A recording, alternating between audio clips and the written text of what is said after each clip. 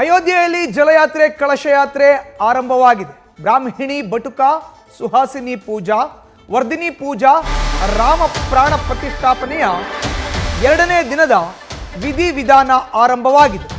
ಇಂದು ರಾಮ ಮಂದಿರದ ಆವರಣಕ್ಕೆ ಶ್ರೀರಾಮ ಮೂರ್ತಿಯ ಪ್ರವೇಶವಾಗಿದೆ. ಗರ್ಭಗೃಹದಲ್ಲಿ ಪೂಜೆಯನ್ನ ಸಲ್ಲಿಸುತ್ತಿದೆ ಅರ್ಚಕರ ತಂಡ. ಮತ್ತೊಂದೆಡೆ ಸರಯೂ ನದಿ ದಂಡೆಯಲ್ಲಿ ಜಲಯಾತ್ರೆ ಕೂಡ ಆರಂಭಿಸಲಾಗಿದೆ. ಸರಯೂ ದಂಡೆಯಲ್ಲಿ ಟ್ರಸ್ಟಿ ಅನಿಲ್ ಮಿಶ್ರಾ ದಂಪತಿಗಳಿಂದ ಪೂಜೆಯನ್ನ ನೆರವೇರಿಸಲಾಗ್ತಾ ಇದೆ. ಸರಯೂ ನದಿಯಿಂದ ಕಳಶಗಳಲ್ಲಿ ನೀರನ್ನ ತರ್ತಾ ಇದೆ ಈ ತಂಡ.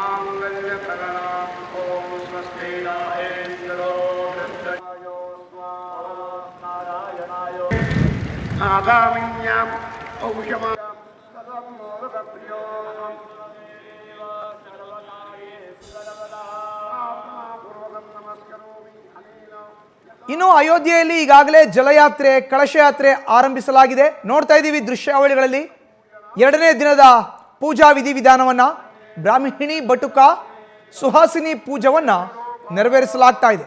ವರ್ಧಿನಿ ಪೂಜೆಯನ್ನ ಕೂಡ ಇದೇ ಸಂದರ್ಭದಲ್ಲಿ ಮಾಡಲಾಗ್ತಾ ಇದೆ. ಶ್ರೀರಾಮನ ಪ್ರಾಣ ಪ್ರತಿಷ್ಠಾಪನೆಯ ಎರಡನೇ ದಿನದ ವಿಧಿವಿಧಾನವಿದು. ಇಂದು ರಾಮ ಮಂದಿರದ ಆವರಣಕ್ಕೆ ಶ್ರೀರಾಮ ಮೂರ್ತಿಯನ್ನ ಪ್ರವೇಶಿಸಲಾಗುತ್ತೆ. ಗರ್ಭಗೃಹದಲ್ಲಿ ಪೂಜೆಯನ್ನ ಸಲ್ಲಿಸ್ತಾ ಇದೆ ಅರ್ಚಕರ ತಂಡ. ಒಂದು ಕಡೆ, ಮತ್ತೊಂದು ಕಡೆ ಸರಯೂ ನದಿ ದಂಡೆಯಲ್ಲಿ ಜಲಯಾತ್ರೆ ಕೂಡ ಆರಂಭ ಆಗಿದೆ. ಸರಯೂ ದಂಡೆಯಲ್ಲಿ ಟ್ರಸ್ಟಿ ಅನಿಲ್ ಮಿಶ್ರಾ ದಂಪತಿಗಳಿಂದ ಪೂಜೆಯನ್ನ ನೆರವೇರಿಸಲಾಗ್ತಾ ಇದೆ. ಸರಯೂ ನದಿಯಿಂದ ಕಳಶಗಳಲ್ಲಿ ನೀರನ್ನ ಈ ಒಂದು ತಂಡ ತರ್ತಾ ಇದೆ. ಹೆಚ್ಚಿನ ಡೀಟೇಲ್ಸ್ ನಮ್ಮ ಪ್ರತಿನಿಧಿ ಚಂದ್ರಮೋಹನ್ ನೀಡ್ತಾರೆ. ಚಂದ್ರಮೋಹನ್, ಈಗಾಗಲೇ ಜನವರಿ 22ರ ಅಯೋಧ್ಯೆಯ ರಾಮ ಮಂದಿರ ಲೋಕಾರ್ಪಣೆ ಸಂದರ್ಭದ ವಿಧಿವಿಧಾನದ ಎರಡನೇ ದಿನ ಇವತ್ತು. ಯಾವೆಲ್ಲ ಪೂಜಾ ಕೈಂಕರ್ಯಗಳು ನಡೀತಾ ಇದೆ ಚಂದ್ರಮೋಹನ್? ಹೌದು ಮಧುಸೂದನ್, ಜನವರಿ 22ನೇ ತಾರೀಕು ಅಯೋಧ್ಯೆಯ ರಾಮ ಮಂದಿರದ ಗರ್ಭಗುಡಿಯಲ್ಲಿ ರಾಮ್ಲಲ್ಲನ ಪ್ರಾಣ ಪ್ರತಿಷ್ಠೆ ನಡೆಯಲಿದೆ. ಇದಕ್ಕೆ ಮುಂಚಿತವಾಗಿಯೇ ಈಗ ನಿನ್ನೆಯಿಂದ ಅಯೋಧ್ಯೆಯಲ್ಲಿ ಪೂಜೆ ಪುನಸ್ಕಾರಗಳು ಮತ್ತು ಧಾರ್ಮಿಕ ವಿಧಿವಿಧಾನಗಳನ್ನ ಪೂರೈಸುವಂತ ಪ್ರಕ್ರಿಯೆ ಆರಂಭವಾಗಿದೆ. ನಿನ್ನೆ ವಿಷ್ಣು ಪೂಜೆ ಮತ್ತು ಗೋದಾನವನ್ನ ನೆರವೇರಿಸಲಾಗಿತ್ತು. ಇವತ್ತು ಇನ್ನು ಕೆಲವು ಪೂಜಾ ಕಾರ್ಯಗಳನ್ನ ಈಗ ನಡೆಸಲಾಗ್ತಾ ಇದೆ. ಮುಖ್ಯವಾಗಿ ಸರಯೂ ನದಿ ತಟದಲ್ಲಿ ವಿಶೇಷವಾದಂತಹ ಪೂಜೆಯನ್ನ ಟ್ರಸ್ಟಿ ಅನಿಲ್ ಮಿಶ್ರಾ ಅವರ ದಂಪತಿಗಳು ನೆರವೇರಿಸ್ತಾ ಇದ್ದಾರೆ. ಇವರು ಪ್ರಾಣ ಪ್ರತಿಷ್ಠೆಯ ಯಜಮಾನರಾಗಿ ಈ ಪೂಜಾ ಪ್ರಕ್ರಿಯೆಗಳಲ್ಲಿ ಭಾಗಿಯಾಗಿದ್ದಾರೆ. ಮುಖ್ಯವಾಗಿ ಈಗ ಪ್ರಾಣ ಪ್ರತಿಷ್ಠೆಯ ಮುಖ್ಯ ಯಜಮಾನರಾಗಿ ಪ್ರಧಾನಿ ಮೋದಿ ಅವರೇ ಭಾಗವಹಿಸ್ತಾರೆ. ಗರ್ಭಗುಡಿನಲ್ಲಿ ಪ್ರಾಣ ಪ್ರತಿಷ್ಠಾಪನೆ ವೇಳೆ ಮೋದಿ ಅವರು ಉಪಸ್ಥಿತರಿರ್ತಾರೆ. ಇವತ್ತು ಮುಖ್ಯವಾಗಿ ಬ್ರಾಹ್ಮಣಿ ಬಟುಕ ಸುಹಾಸಿನಿ ಪೂಜಾ, ವರ್ಧನಿ ಪೂಜಾ ಜೊತೆಗೆ ಜಲಯಾತ್ರೆ ಕಳಶ ಯಾತ್ರೆಗಳನ್ನ ನಡೆಸಲಾಗ್ತಾ ಇದೆ.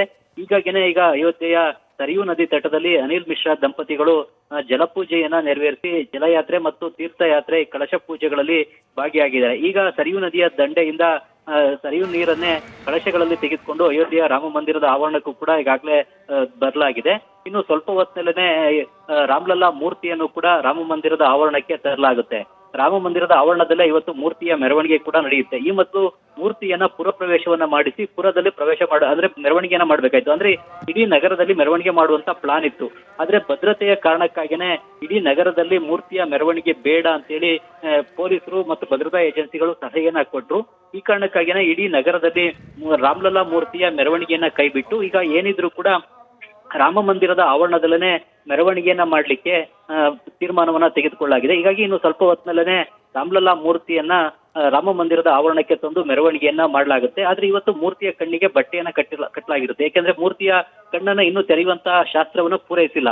ಈ ಕಾರಣಕ್ಕಾಗಿ ಮೂರ್ತಿಯನ್ನ ಗರ್ಭಗುಡಿನಲ್ಲಿ ಪ್ರತಿಷ್ಠಾಪಿಸಿ ಪ್ರಾಣ ಪ್ರತಿಷ್ಠಾಪನೆ ಮಾಡೋವರೆಗೂ ಕೂಡ ಅದರ ಕಣ್ಣನ್ನ ತೆಗಿಬಾರ್ದು ಮತ್ತು ಅದನ್ನ ಯಾರು ನೋಡಬಾರ್ದು ಅನ್ನೋ ಕಾರಣಕ್ಕಾಗಿ ಕಣ್ಣಿಗೆ ಬಟ್ಟೆಯನ್ನ ಕಟ್ಟಿ ಇವತ್ತು ಮೆರವಣಿಗೆಯನ್ನ ಮಾಡಲಾಗುತ್ತೆ. ಜನವರಿ 22ನೇ ತಾರೀಕು ಅದರ ಕಣ್ಣಿಗೆ ಕಟ್ಟಿದಂತ ಬಟ್ಟೆಯನ್ನ ತೆಗೆದು ಕಣ್ಣು ತೆರೆಸ್ತಕ್ಕಂತಹ ಶಾಸ್ತ್ರ ಮತ್ತು ಧಾರ್ಮಿಕ ವಿಧಿವಿಧಾನ ಪ್ರಕ್ರಿಯೆಗಳನ್ನು ಕೂಡ ಅರ್ಚಕರ ತಂಡ ಮತ್ತು ಪ್ರಧಾನಿ ಮೋದಿ ಅವರು ಪೂರೈಸ್ತಾರೆ. ಇವತ್ತು ಗರ್ಭಗೃಹದಲ್ಲೂ ಕೂಡ ಅರ್ಚಕರ ಒಂದು ತಂಡ ವಿಶೇಷ ಪೂಜೆಯನ್ನ ನೆರವೇರಿಸಿದೆ. ವಾಸ್ತು ಶಾಂತಿ ಸೇರಿದಂತೆ ಬೇರೆ ಬೇರೆ ಶಾಂತಿಗಳನ್ನ ಪೂಜೆಗಳನ್ನ ನೆರವೇರಿಸತಕ್ಕಂತ ಪ್ರಕ್ರಿಯೆಯನ್ನು ಕೂಡ ಈಗ ಕಾಶಿಯ ಲಕ್ಷ್ಮೀಕಾಂತ ದೀಕ್ಷಿತ್ ಮತ್ತು ದ್ರಾವಿಡ ಅವರ ತಂಡ ಈಗ ನೆರವೇರಿಸ್ತಾ ಇದೆ. ಮಧುಸೂದನ್, ಧನ್ಯವಾದ ಚಂದ್ರಮೋಹನ್ ನಿಮ್ಮ ಮಾಹಿತಿಗೆ. ನ್ಯೂಸ್ ಫಸ್ಟ್ ನಿರ್ಭೀತಿಯಿಂದ ನಿಮ್ಮ ಪರವಾಗಿ.